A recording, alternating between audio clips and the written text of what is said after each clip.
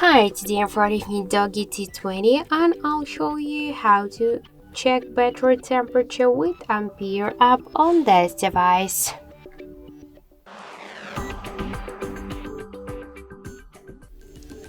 So first we should open the Play Store to get the Ampere application from the Play Store. That's why in the search we'll enter the Ampere and tap to install button.